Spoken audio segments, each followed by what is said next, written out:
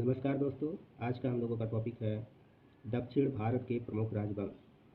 पल्लव वंश की बात करें, पल्लव वंश का संस्थापक सिंह विष्णु 575 से 600 ईस्वी था।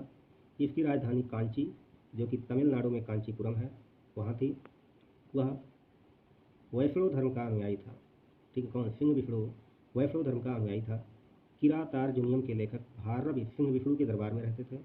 पल्लव वंश के प्रमुख शासक हुए क्रमशः महेंद्र वर्मन प्रथम 600 से 630 ईस्वी, नरसिंह वर्मन प्रथम 630 से 668 ईस्वी, महेंद्र वर्मन द्वितीय 668 से 670 ईस्वी, परमेश्वर वर्मन प्रथम 670 से 680 ईस्वी, नरसिंह वर्मन द्वितीय 704 से 728 ईस्वी और नंदी वर्मन द्वितीय 731 से 795 ईस्वी।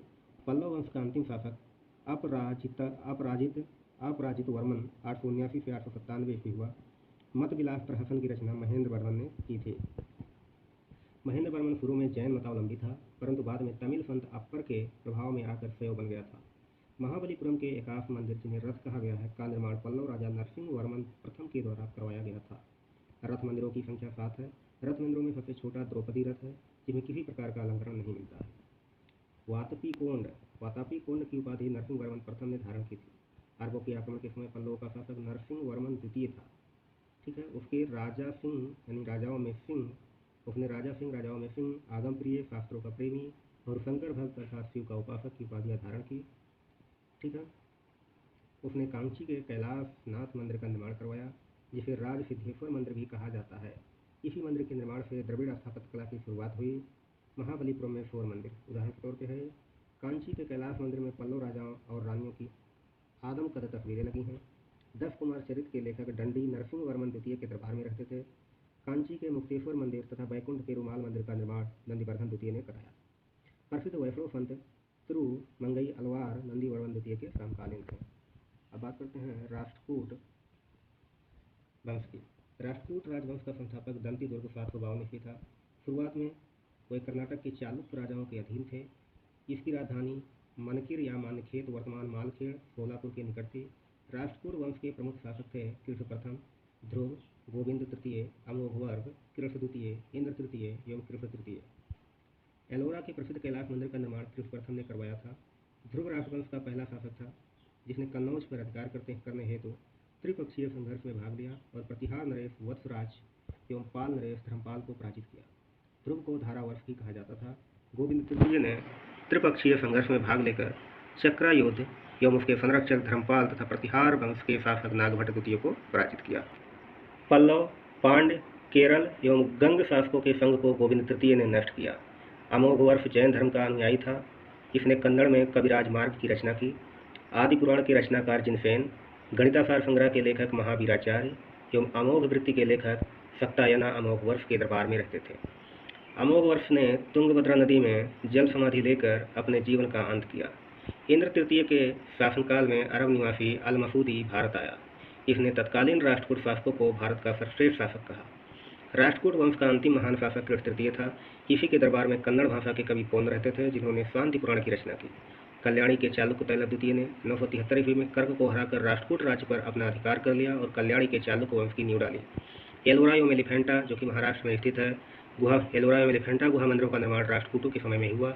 एलोरा में 34 फैलकृत गुफाएं हैं।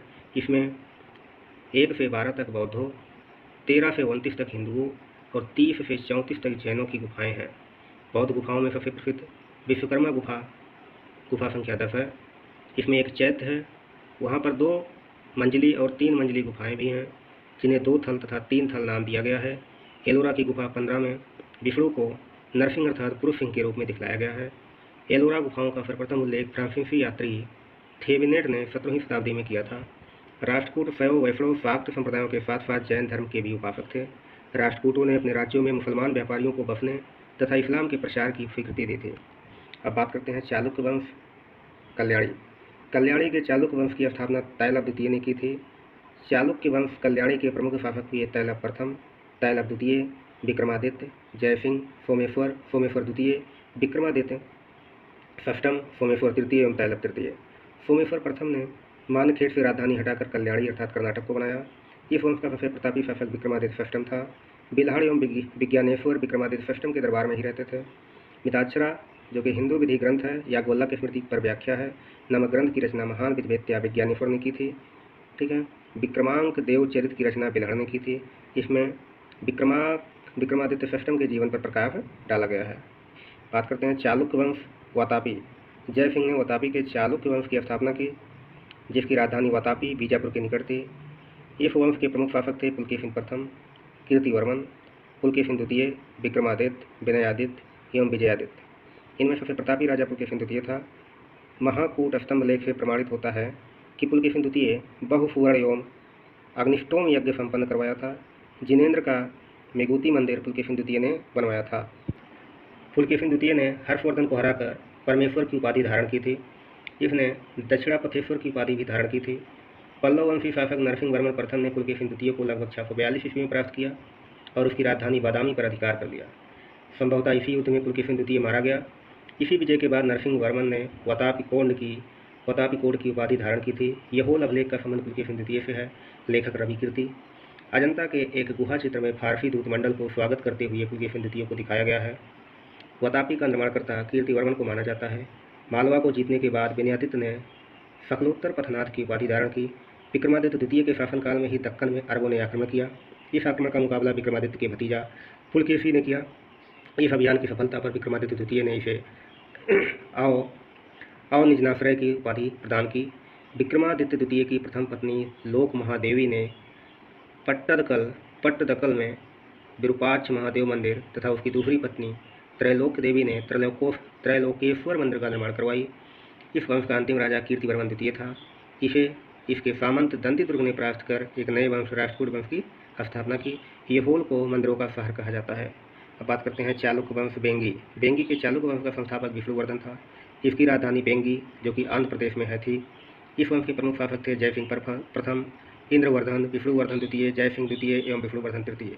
इस वंश के सबसे प्रतापी राजा विजयादित्य तृतीय था, जिसका सेनापति पंडरंग था। अब बात करते हैं चोल की। 9वीं शताब्दी में चोल वंश पल्लव के ध्वंसावशेषों पर स्थापित हुआ।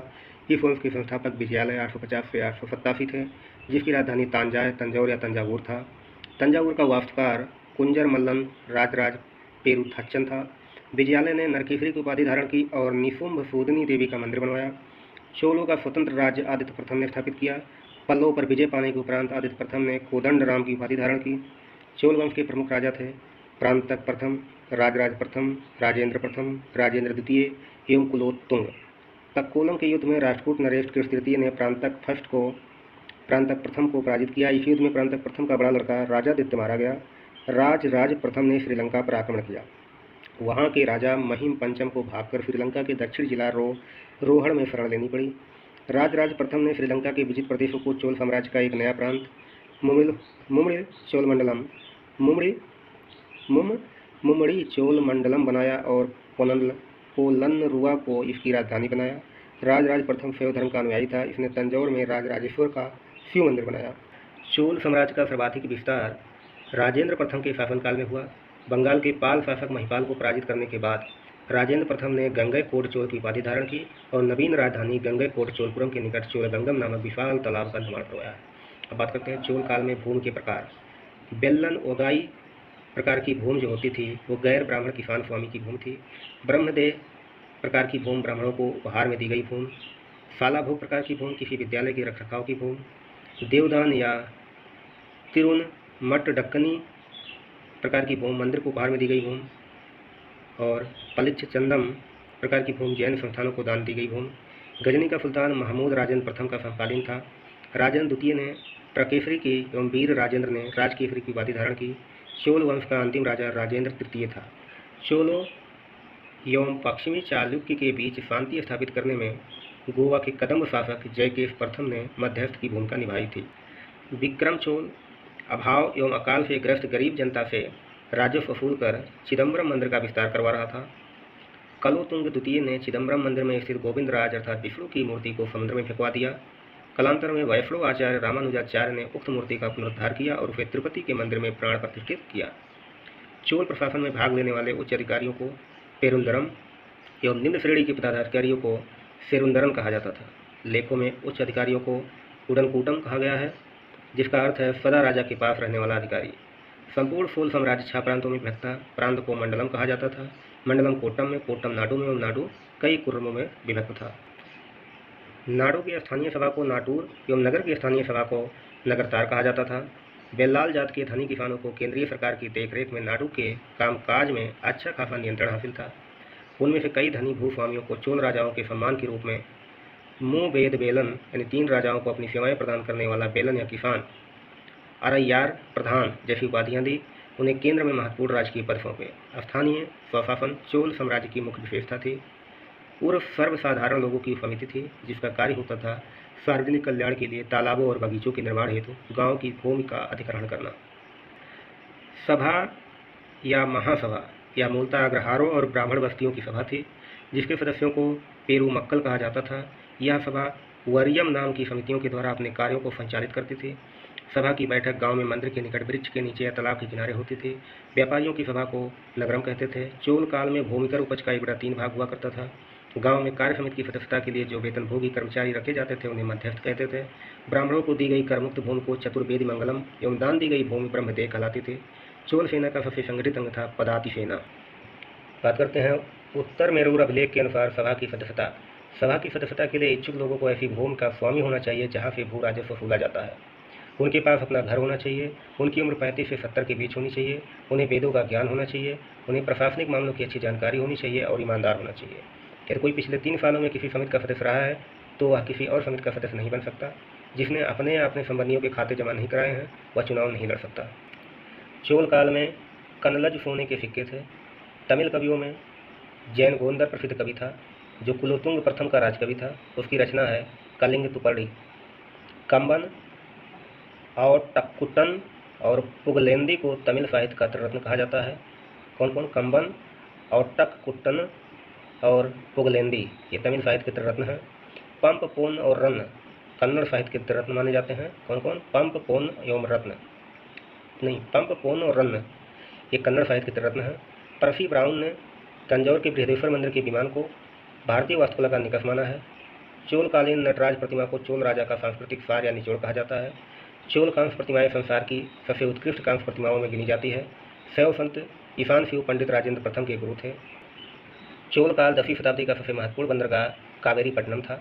बहुत बड़ा गांव जो एक इकाई के रूप में शासित किया जाता था तनियर कहलाता था। उत्तर मेरूर अभिलेख जो सभा संस्था का विस्तृत वर्णन उपस्थित करता है प्रांतक प्रथम के शासनकाल से संबंधित है।